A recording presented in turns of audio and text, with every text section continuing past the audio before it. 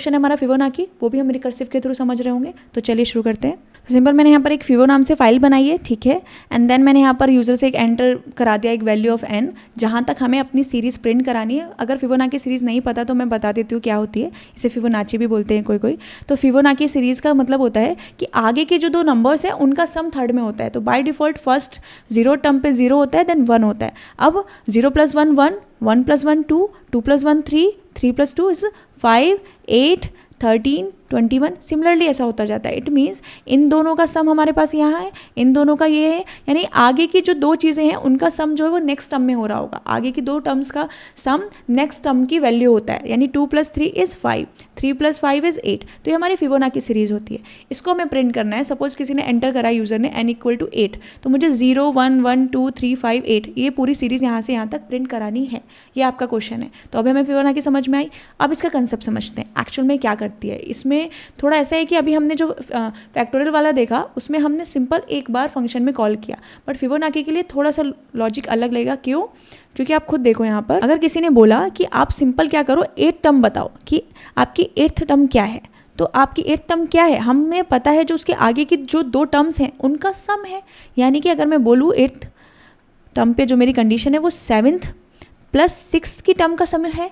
7th पे क्या है 5 और 6 पे क्या है 3, तो 5 + 3 का सम ही तो मेरे 8th टर्म पे है। 0 1 2 3 4 5 6, 6 टर्म को पूछा, 6 टर्म को पूछा है मैंने। यहाँ पे 6 की बात करूँ 8th में हो जाएगा 7 8 21 हो जाएगा। तो 5 + 3 का 6 टर्म यही है। सिंपल चीज़, अगर मैंने बोला कि आपको सपोज यहाँ पर 8th टर्म यही है मेरी 0 1 2 3 4 5 6 7 8, तो 8 टर्म क्या होगी 8 टर्म आगे वाले, यानी कि अगर मेरी nth टर्म जो है वो 8th टर्म है तो उसका सम क्या हो जाएगा 7th + 6th। ये 6 थी तो 6 का टर्म क्या था मेरा 5th + 4th। तो बाय डिफ़ॉल्ट मुझे एक फॉर्मूला समझ में आ रहा है कि अगर मुझे nth टर्म निकालनी है तो मुझे n - 1 टर्म पता होनी चाहिए प्लस n - 2 टर्म पता होनी चाहिए। यस और नो?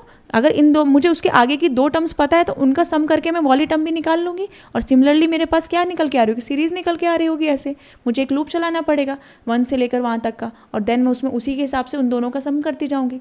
तो अभी अगर लॉजिकली मुझे पता चला तो मैं इसको ऐसा लिख सकती हूँ कि सपोज़ मैंने एक फंक्शन बनाया वो नाम से और उसमें मैंने nth टर्म निकाली, तो मैं क्या कर सकती हूँ यहाँ पे फिबो n - 1 टर्म प्लस फिबो n - 2, यानी कि मुझे अगर ये फाइंड करना है तो मुझे उसी फंक्शन को कॉल करना पड़ेगा n - 1 देकर और n - 2 देकर, यानी उसी एक ही फंक्शन के अंदर मुझे दो बार उस फंक्शन को कॉल करना है, दो अलग अलग n की वैल्यू के लिए, n - 1 के लिए और n - 2 के लिए। इस तरह से समझ में आया? तो अब हम यहाँ पे क्या कर रहे होंगे, यहाँ पे एक फंक्शन बनाएंगे, देन इसमें रिटर्न करके देखेंगे क्या एक्चुअल में ऐसे ही काम कर रहा है। ले सी समझते हैं। तो यहाँ पे मैंने बनाया इंट फिबो एंड यहाँ पे मैंने पास क्या करा है इंट n, ठीक है। अभी मुझे क्या करना है यहाँ पर सिंपल मुझे रिटर्न करा देना है। क्या रिटर्न कराना है यहाँ से फिबो ऑफ n - 1, ठीक है, प्लस फिबो ऑफ n - 2। बस इतना ही कराना है। इतना हमें समझ में आया। लेकिन प्रॉब्लम यहाँ पर बस इतनी आ जाती है कि ये तो मुझे पता है कि मुझे ये टर्म पता चल रही है। यहाँ पर अगर मैं फिर से बात करूँ थोड़ा सा, तो मेरे पास fibo of n - 1 plus fibo of n - 2 call होता रहेगा बार बार। अगर मेरी n की टर्म 5 है तो यानी कि वो 5 - 1 करेगा, देन 5 - 2 करेगा, तो यानी कि ये बोलेगा 4 and 3, फिर से कॉल देगा तो 4 - 1 एंड मेरा यहाँ पर 4 - 2 हो रहा होगा, यानी कि 3, 2। तो बार बार जाएगा, लास्ट में 1 और 0 मिल रहा होगा मुझे, है ना। यहाँ पे 2, ये 1 और 0 मिलेगा। तो फिबो ऑफ 1 क्या है और फिबो ऑफ 0 क्या है, कुछ तो मुझे बेस केस देना होगा कहाँ पे मेरा रिकर्जन रुकना है, कहाँ पे वो -n - 1 करना स्टॉप हो। मुझे बेस केस बेस कंडीशन बनानी होगी।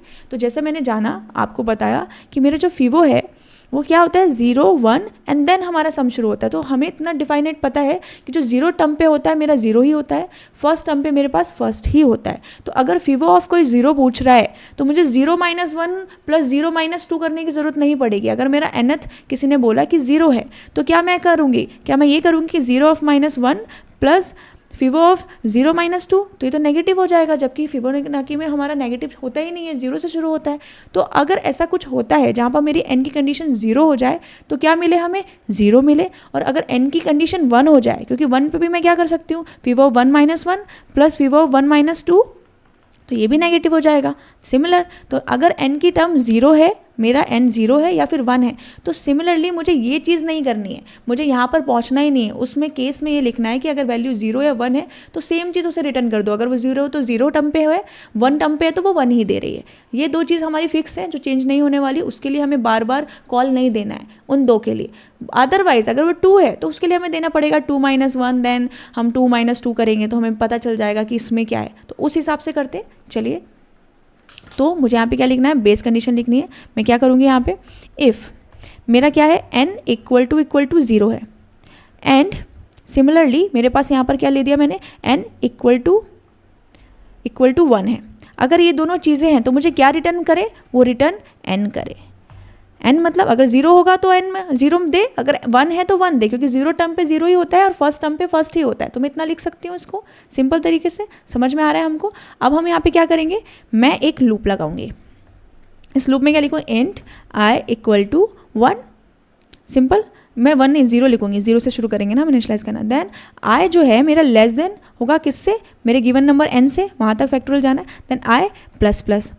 अब मुझे अंदर क्या कराना है, एक प्रिंट कराना है, और प्रिंट में मैं क्या कराऊंगी, %d। और यहाँ पर मेरे पास क्या होगा, मैं इसी फंक्शन को जो ऊपर मेरा फिबो फंक्शन है उसको कॉल करूँगी और उसके अंदर मैं i भेजूँगी, यानी साइमल्टेनियसली मुझे 1 2 3 करके सारी टर्म जाननी है। इतना करूँगी, इतना मुझे समझ में आया, ठीक है। अब इसको मैं रन करके देखती हूँ। तो यहाँ पे हमारे पास क्या आ रहा है आंसर, मैंने 5 एंटर किया, तो 0 1 1 2 3, इसको थोड़ा स्पेस देते हैं। यहाँ पे स्पेस में मैंने यहाँ पे रख दिया स्पेस, एंड देन अब मैं प्रिंट कराऊंगी। तो मुझे फिर से मैं यहाँ पे फिर से रन करती हूँ, और रन करने पे हम क्या कर रहे होंगे यहाँ पे, तो यहाँ पे मैं क्या करूँगी, enter the value of n। Suppose मुझे अभी 5th टर्म तक जाना है, 5th टर्म तक मैंने ऊपर देखा था, मैं यहाँ पर 7 टर्म लेती हूँ, तो मेरा क्या रहा होगा, 0 1 1 2 3 5 एंड 8, ठीक है। तो अब मैं एंटर कराऊंगी, तो देखिए मेरे 0 से लेकर 8 तक की पूरी जो फिबोनाची सीरीज़ है वो प्रिंट हो गई। तो यहाँ से हमारे जो कंडीशन है, रिकर्सिव कंडीशन, इसका मतलब वो सही चल रही है। तो इसने क्या किया है, हमने एक ही फंक्शन को 2 बार कॉल किया है, तो एक तरह से इसमें ट्री ट्रावर्सल हुआ है। यानी कि मेरे पास यहाँ पे जो फिबो ऑफ n था ना, n मतलब मैंने सपोज 3rd टर्म निकाली, 3rd टर्म क्या थी, 0 1 1 एंड 2, तो 0 से लेकर 3 तक ये टर्म हो गई हमारी, 3rd टर्म निकाली। तो वो क्या करेगा 3rd टर्म निकालने के लिए, वो बोलेगा फिबो ऑफ 3 - 1 = 2 एंड फिबो ऑफ 3 - 2 = 1, ये निकालना है। देन इसको मैं देखूंगी तो ये क्या हो जाएगा, फिबो ऑफ 2 - 1 = 1 एंड फिबो ऑफ 2 - 2 = 0। इतना समझ में आया हमारा। अब जैसे ये मिल गया, हमारे पास कंडीशन है कि n अगर 0 है तो इसका मतलब वो 0 देगा, n अगर 1 है तो क्या 1 देगा। यहाँ पर मेरा n क्या था, 3 था, उस हिसाब से। तो यानी कि 1 + 0 हमने सम किया इनके बीच में, 1 + 0, फिबो ऑफ 2 की वैल्यू क्या आ गई, 1 आ गई। सेम चीज़ फिबो ऑफ 1 क्या देगा, 1 देगा, तो 1 + 1 ये क्या वैल्यू देगा, 3rd टर्म पे मेरे पास 2 आ गई। तो यानी कि 0 1 2 3, 3rd टर्म पे मेरे पास क्या वैल्यू आ गई, 2 आ गई। तो इस तरह से जब हम एक एक फंक्शन के अंदर रिकर्सिवली कॉल करते हैं उसे मल्टीपल टाइम, तो ट्री ट्रैवर्स हो रहा होता है, लेफ्ट साइड से हम राइट साइड पे सॉल्व कर रहे होते हैं। तो हमारा क्या हो रहा है, यहाँ पे हम इसको एक यूलर ट्रू की तरह वैसे सॉल्व कर रहे हैं। तो ये इस तरह से ट्रैवर्स हो रहा होता है, समझ में आया। इसको हम और अच्छे से कैसे लिख सकते हैं, अगर सपोज मुझे लिखना हो इसे, तो मैं इसको और कंडीशन में कैसे लिख सकती हूँ, जैसे मुझे पता है मुझे एक ही लाइन में से ख़त्म करने को कहा जाए एग्जाम में, तो मैं लिखूँगी रिटर्न, और यहाँ लिखूँगी कि n is less than equal to 1 है। अगर n क्या है मेरा, लेस देन इक्वल टू 1 है, अगर ऐसा है, मैं टर्नरी ऑपरेटर हमने यूज़ किया है वो, तो वो क्या रिटर्न करे, n करे, अदरवाइज़ क्या रिटर्न करे, वो ये पूरा रिटर्न कर दे।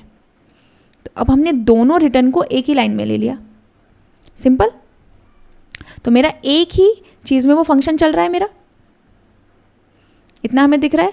अब मैं क्या करूँगी, इसको रन करके देखूँगी क्या अब भी ये वर्क कर रहा है ऐसे ही जैसे हमारा पहले वर्क कर रहा था। तो मैंने 5 प्रिंट कराया, 5 में क्या आएगा, 0 1 1 2 3, यहाँ तक जाएगा।